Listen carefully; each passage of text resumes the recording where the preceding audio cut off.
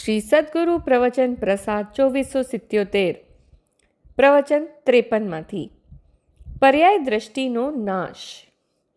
પ્રશ્ન: આ સમજાવવામાં ધર્મ શું આવ્યો? ઉત્તર: આવી સ્વતંત્રતા સમજાવવામાં જ ખરો ધર્મ છે. જે તારી વર્તમાન પર્યાય થાય છે તે તારી પોતાની પૂર્વ પર્યાયને લીધે નથી. તારામાં પણ આવી સ્વતંત્રતા છે. તારી પર્યાયને આરગી પાછી કરવા સમર્થ નથી. પર્યાયો ક્રમબદ્ધ થઈ રહેલી છે તો પર પદાર્થને લીધે પોતામાં ફેરફાર થાય એમ માનવું તે સ્થૂળ અજ્ઞાન છે. આવી સાચી દૃષ્ટિ થતાં અંતના પર પદાર્થોમાંથી સુખ લેવાની પરાધીન સંયોગી દ્રષ્ટિ નાશ પામે છે ને પોતામાં પણ એક પછી એક થતી પર્યાયમાં એકમાં બીજીને અભાવ છે. પર્યાય ક્ષણિક છે, અંશ છે, પલટતી વસ્તુ છે.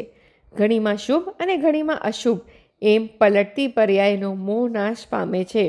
એટલે પર્યાયનો મોહ ટળી જાય છે અને પર્યાય દૃષ્ટિ નાશ પામતા ધ્રુવ ચૈતન્ય જ્ઞાતા દ્રષ્ટા સુખનો સાગર શક્તિનો ભરેલો સ્વભાવ પડેલો છે તે તરફ દ્રષ્ટિ થતાં સમ્યક દર્શન જ્ઞાન ને ચારિત્ર્યની પર્યાય પ્રગટે છે ને ધર્મી જીવને આત્મ ભગવાનનો સાક્ષાત્કાર થાય છે.